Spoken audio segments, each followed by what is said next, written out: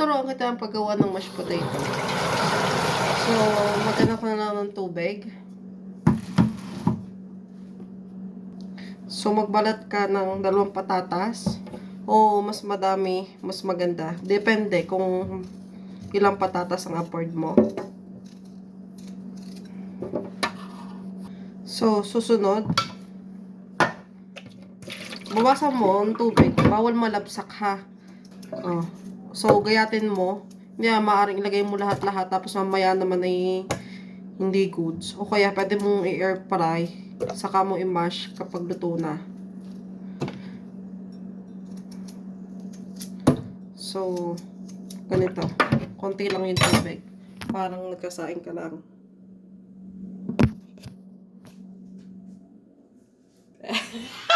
Alagay mo dyan sa mainit na shishal. Teren. So, yan. Pakulo lang yan. Hanggang maluto. Tapos, alisin yung water. So, sa steak naman, well, sabihin kong steak. Parang yung pigtapyesa ng steak kasi hindi ko afford yung steak. Right?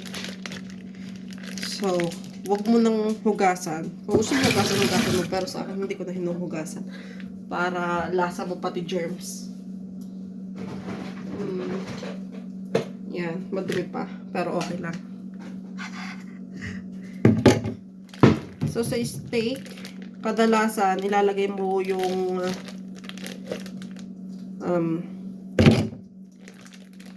pepper and salt. So, pigtapyesa ng steak.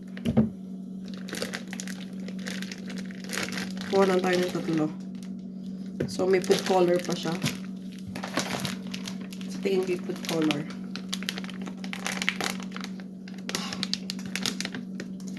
Pepper. Mas madaming pepper, mas masarap. Yeah. Marinate mo lang. Kailangan mo marinate mo siya. Kung gusto mo lumambot yung steak mo, lagyan mo baking soda. Kung wala naman, ay di magtiis ka. So, madaming pepper.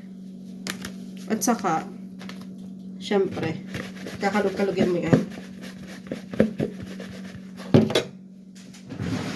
Depende kung saan mo siya lulutuin. Pero meron naman kayong pang grill, diga. So, lagay ka lang ng mantika. Konti lang. Kung magkano afford yung mantika. Charot. Pero mabilis siyang masunog kasi mag-aapoy siyang kuha ng mantika. So, pepper and salt lang yan.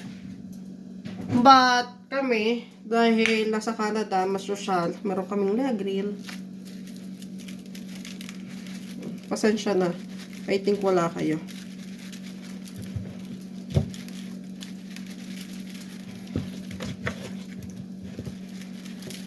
So, marinate mo.